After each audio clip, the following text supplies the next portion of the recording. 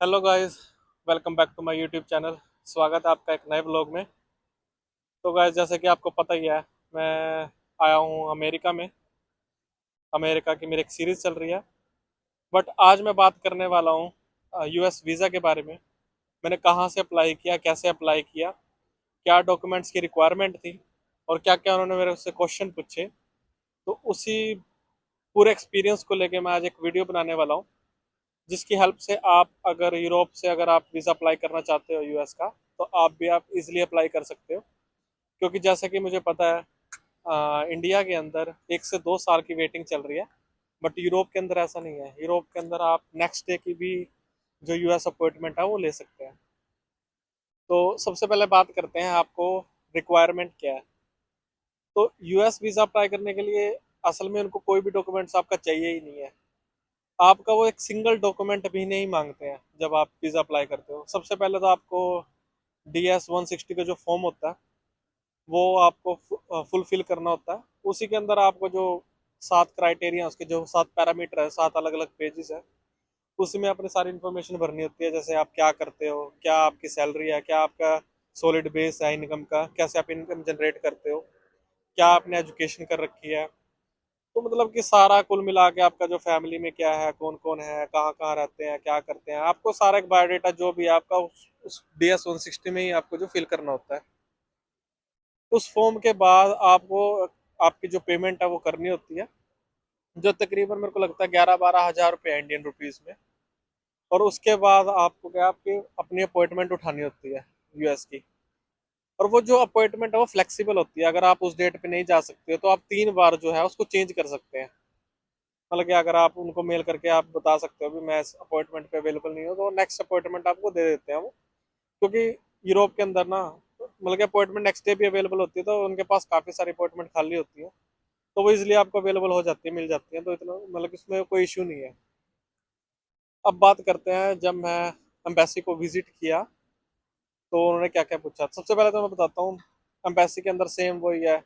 आपकी पहले security check होता है, क्या क्या आप लेके आओ, जैसे एयरपोर्ट पे होता है। सिक्योरिटी चेक होने के बाद फिर वो आपको अंदर जाना होता है। वहाँ पे विंडोज़ बनी होती है। क्योंकि मैंने एस्टोनिया से अप्लाई किया था, तो वहाँ पे मतलब इतने लोग नहीं अप्लाई करने वाले, तो 3-4 लोग ही थे। सॉरी, 3-4 विंडो ही है जहाँ से वो आपको बुलाते हैं, जहाँ इंटरव्यू वगैरह होता है। तो हम जाके बैठे वहाँ वेटिंग रूम में था। और सबसे पहला नंबर मेरा ही था, क्योंकि मैं मेरा जो अपॉइंटमेंट थी वो 8:30 बजे की थी सुबह की। तो हम जब जाके पहुंचे वहाँ पे, तो उन्होंने मुझे बुलाया, कॉल किया मेरे को। और जब मैं वहाँ पे गया तो उन्होंने मेरे को यही पूछा। सबसे पहला क्वेश्चन यही था, भी आप क्यों जाना चाहते हो वहाँ पे। तो उन दिनों में वो क्या नाम है, T20 वर्ल्ड कप चल रहा था यूएस के अंदर जब मैंने अप्लाई किया था। तो पहले पहले मेरा प्लान था भी मैं यूएस के अंदर जाके इंडिया और पाकिस्तान का जो मैच होने वाला था यूएस के अंदर वो देखना चाहता था। तो समहाउ मेरा वेकेशन का टाइम उन दिनों में बना नहीं, तो मैं नहीं जा पाया। तो बस उनका जो वो क्वेश्चन था भी, हाँ आप क्यों विजिट करना चाहते हो, तो मेरा यही था आंसर भी, एक तो मुझे T20 वर्ल्ड कप है जो फर्स्ट टाइम यूएस के अंदर हो रहा है, तो मैं वो देखना चाहता हूँ। और सबसे बड़ा मैच है जो इंडिया और पाकिस्तान का, वो भी देखना चाहता हूँ मैं। और मैंने कहा अभी मेरा विजिट करने का मन काफ़ी टाइम से था, मुझे न्यूयॉर्क वगैरह घूमना भी था, कैलिफोर्निया साइड, जो हम हमेशा टीवी वगैरह सीरीज वगैरह में देखते थे। न्यूयॉर्क हो गया, लॉस वेगस हो गया, लॉस एंजलिस हो गया, कैसीनो वगैरह जो बड़ा बड़ा दिखाते हैं वहाँ पे लॉस वेगस के अंदर। तो वो मेरा देखने का मन था, तो मैंने कहा कि मुझे विजिट करना है। और मैं आई होप मेरे को अगर मिलेगा, अगर चांस मिलेगा तो डेफिनेटली मैं वहाँ जाऊँगा। फिर उन्होंने सेकंड क्वेश्चन मेरे को पूछा था अभी, आप सेकंड क्वेश्चन उन्होंने मेरे को पूछा था अभी, आपको कितना टाइम हो गया एस्टोनिया के अंदर। तो मैंने वही बताया था, मेरे को एस्टोनिया में 5 साल ऑलमोस्ट हो चुके हैं। और फिर उन्होंने पूछा था मेरे को भी, आप क्या जॉब करते हो। तो फिर मैंने जॉब के बारे में बताया था भी, जहाँ पे मैं लगा हुआ था और क्या काम करता हूँ वहाँ पे, जो मेरा रोल था वो सारा उन्होंने पूछा। उसके बाद उन्होंने कहा, उनको जब उन्होंने मेरा एजुकेशन चेक करी ना, तो वहाँ पे मेरे एजुकेशन में मैंने DS-160 में ना गलती हो गई थी। वहाँ पे मैंने हायर एजुकेशन में मैंने अपनी सेकेंडरी एजुकेशन डाल दी थी। उसके बाद जो मैंने अपनी पोस्ट ग्रेजुएशन कर रखी थी ना, वो मैंने वहाँ पे मतलब कि ना अपडेट नहीं किया था उसको। तो उसने मुझको पूछा भी, आपने स्टडी में सिर्फ सेकेंडरी एजुकेशन तक ही किया। मैं कहा नहीं, मैंने मतलब कि पोस्ट ग्रेजुएशन कर रखी है। तो कहते हैं भी आपने यहाँ पे अपलोड नहीं किया, मतलब कि अपडेट नहीं कर रखा अपना फॉर्म। तो वहाँ पे मेरी गलती थी, और वहाँ मुझे फील भी आ रहा था भी शायद वो मेरा रिजेक्ट कर देंगे, क्योंकि जो जो इन्फॉर्मेशन वो चाह रहे थे वो मैंने अच्छे से फुलफिल नहीं की थी DS-160 में। तो गाइस, आप जब DS-160 आप फॉर्म फिल करोगे ना, तो बहुत अच्छे से ध्यान से उसको फॉर्म करना, क्योंकि उनके लिए वो आपको कोई डॉक्यूमेंट रिक्वायर्ड नहीं है, आपसे वो कुछ भी नहीं लेंगे, कुछ भी नहीं मांगेंगे। आपको एक डॉक्यूमेंट भी साथ नहीं लेके जाना सिवाय पासपोर्ट के और DS-160 फॉर्म के। तो आपको वहाँ पे कुछ भी साथ नहीं लेके जाना है। तो बट लक बाय चांस जो मेरी काउंसलर थी वो काफ़ी अच्छी थी।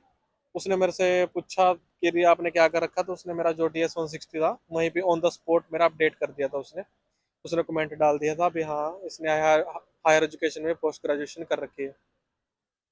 बस उसके बाद कुछ नहीं था। उसने मेरे को कहा भी, एक मेरे को छोटी सी स्लिप दी भी, आप अगले दिन आके 12 बजे से लेके 2 बजे तक आप जो अपना पासपोर्ट है कलेक्ट कर सकते हो।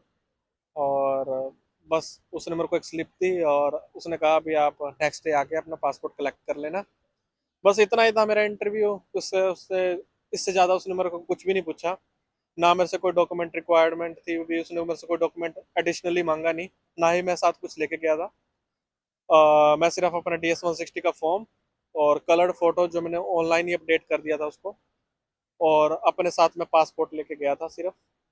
और उसके बाद मैं अगले दिन जाके मैंने अपना पासपोर्ट कलेक्ट कर लिया था एम्बेसी से। और मेरा 10 साल का, हाँ, और मेरा जो वैलिडिटी थी पासपोर्ट की वो सिर्फ 7 साल की बची थी।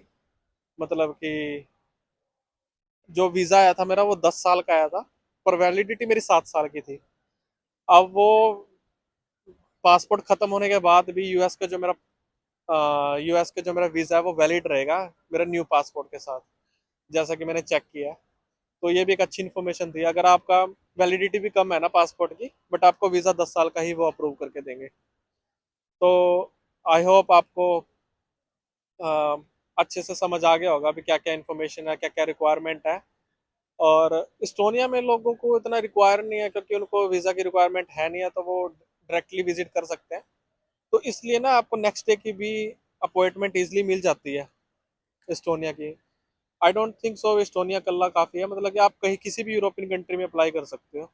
तो नेक्स्ट डे भी अवेलेबल होता है। तो अगर आप यूरोप में विजिट करने वाले हो और अगर आपको यूएस जाना है, तो आप यूरोप से अप्लाई कर सकते हैं। आई होप आपको इन्फॉर्मेशन अच्छी लगी होगी। बाकी इस सीरीज में बना रहिएगा। इस सीरीज में बहुत सारा, अभी बहुत कुछ आना बाकी है। मिलते हैं आपको नेक्स्ट व्लॉग में जल्दी। अब अंटिल दैट, चाओ चाओ।